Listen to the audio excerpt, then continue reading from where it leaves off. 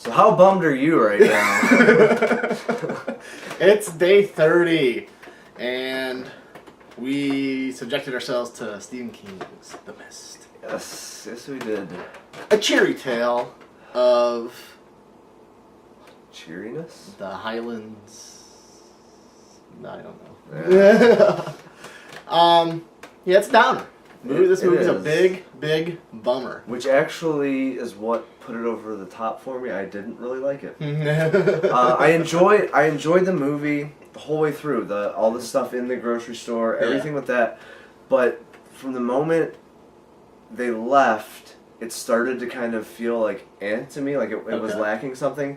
And then the ending, I hate movies that end like that. I absolutely hate. I'm just one of those hopeless romantics, I guess, where I want there to be a happy ending, and I hate movies that end on that kind of a note, because then I walk away feeling just like, wow, my life sucks. Yeah, punch in the gut. Yeah. That's what I meant after I read the novella. Yeah. Why I was kind of depressed for a couple days. I can see that. Yep, it is a bummer, but I still respect it as a movie and as an effective. I don't not even call it a horror movie. I don't think. I mean, there's horror elements in it, but I would say it's a dreadful movie. Yes. And not in the sense that it's a poorly made movie, but in the sense that that's what it's doing. It's making you feel dread, and it's very effective at doing it, I think. Yeah. Yeah. It's also I also like it a lot, probably because of the same reason you like the parts in the grocery store, because it's a sociological thought experiment. Like, we're going to get all these different types of people, all these archetypes, and we are going to put them in a situation that is hopeless and see how they act. It's not an experiment that you could ever do in real life as a sociologist. Unless you count the three of us living together. Well, yeah. Brandon, me, and Reggie's referring to. I was actually referring to the jack-o'-lantern as the third, but... Okay. I know, he's kind of dumb, though. He's too many sweets. Yeah. Rotten teeth. But it's like Einstein. I'm gonna relate it to Einstein and his theories of relativity and things like that, because those are experiments that you cannot do. They are thought experiments. Yeah. And the same thing applies here. You could not put people in these kinds of situations without being a Nazi, I would say. So the only way to get through it is to do what Stephen King did and say, I'm going to take these other type of people, write them as I know them, and put them in a situation that's hopeless and see what happens. And it wasn't good. It was not good. No. No, the ending is a big bummer, and if I was them, I would have waited a little. I mean, it's like the gas runs out, and it's like, okay, that's it. I mean, to just give up because of that. I mean, at the very least, if you're gonna die, I would keep walking. Yeah. I mean, I'd rather risk getting torn apart and surviving still than to just be like, okay, I'm done. Yeah. There's a lot of questions here. It's like, what, even if you go back to the theological aspect of the movie and say, well, maybe they're going to hell now because they committed suicide. Are you better off being fed to the beasts? Yeah. I don't know. Which there was the one good thing. Well, cool thing that I liked. There was one line that the kid had. Don't let the monsters. Don't let the monsters get me. You know who they're referring to. Yeah, exactly. And that's, I mean, it could be the outside monsters, because then right before they're leaving, she says, "Let's give them the boy," or "Let's get the boy," or something like that. Yeah. So I mean, it's. I think that. I mean, obviously, I think that's intentional. That was an intentional line. Yeah, but I liked that. Yep. I think that sums up the movie. When men turn into monsters, are they better than the things outside? Didn't seem so. No. There are different kinds of monsters. Ones that are governed by fear. But favorite scene? That's a good scene but that's a good line. I don't know. I mean, they're all kind of different flavors of the same. They are, yeah. Something. The one scene that stands out to me is the one where they sacrifice the Star Killer. I don't know the actor's name. Doomsday. Sam Witwer. Sam Witwer? Whitwer? Whitwer.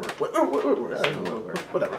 But anyway, when they use him as a scapegoat, literally a scapegoat. Well, not literally a goat, I guess, but figuratively a scapegoat. Well, kind of a literal goat. I mean, sacrificing the goat. That's what I mean. Yeah. He's not literally a goat. Right. Yeah. And he's not like Damien's mother, the jackal. Yeah. That scene, I think, highlighted. I think if you were to just show that clip of the movie, people would understand what the movie is about. And I think that highlights the purpose of the movie and also the different psychological things at play here. You have the crazy zealot played by I can never remember the actress. Marcia Gay Harden. Fantastic in this performance. She's Reggie's bringing by Reggie for us. He's a good producer. Over the top, but I think it was accurate to someone who is like that.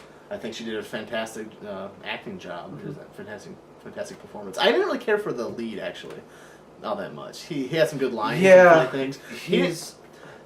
He's a strange actor. Like for some reason I like him, and I enjoy things that I've seen him in, but I don't think he's like an exceptional actor. There was actually one movie I saw him in, and he played. He's in Hung. People. The TV show Hung. He played the Punisher, the first Punisher. That's right. Yeah, he was mentioned. It was about this cop in South Africa. Okay. That I forget what it was. I think he was kind of going against apartheid and stuff like that, and it like took place in the 80s. I thought he did a good job in that one, but that's really, I mean, that's it. Yeah. One of the kind of few roles. Like, there's always a little something where it's kind of like, I'm not quite sure about it. I mean, he was fine, but the stuff at the end, especially, is extraordinarily hard to pull off. Yeah, and he just wasn't. He wasn't quite the actor for that part, I think. Yeah. The kid was good. The kid was actually a good little actor. You know what? I was surprised because at the very beginning I was like, man, this kid's kind of but he pulled off the really emotional stuff well. Yeah, he did. He couldn't pull out kind of the flat acting and the just everyday conversation, but the really emotional stuff. That's writing and directing too. He was really good at. So. Directed by Frank Darabont, of course, of Shawshank Redemption fame. And Green Mile. And The Green Mile. He likes Stephen King, apparently. He likes Stephen King novellas, I should say. And those two movies are great. This one is a different kind of movie. And it's hard to say it's a good movie because of what you mentioned. It's a real sock in the gut. Yeah. But I think because you get that feeling, it did what it was supposed to do. I think it was an effectively, incompetently made movie. Bad CGI, though. Yes. Bad Which I think CGI. is another part of it. I wish they would have shown me less.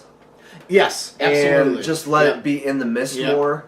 Than to show, especially some of the really big kind of creatures. Then it's just kind of like borderline in silliness. Yeah. Oh, the one, the really big one at the end there, that was kind of Cthulhu-esque. Yeah. All the kind of tentacles and things. I don't know.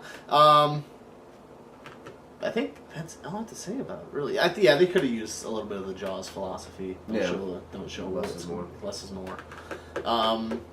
But we're going to wrap it up on Mist, I think. Yeah. Yep. Tomorrow we have a gem. One of the great special effects, no CGI. None. Zero. Because it was pretty much before, well, there was some CGI. Oh, actually, speaking of Cthulhu, I should say. Yeah, actually, H.P. Lovecraft's The Reanimator. Which, I don't know if he got, he's obviously dead, so I don't know if this movie would have met to his approval, but it's fantastic. So, go watch it. That's our last movie, and hopefully we'll make it through to the end. Yeah, we'll see. One more day. Bye.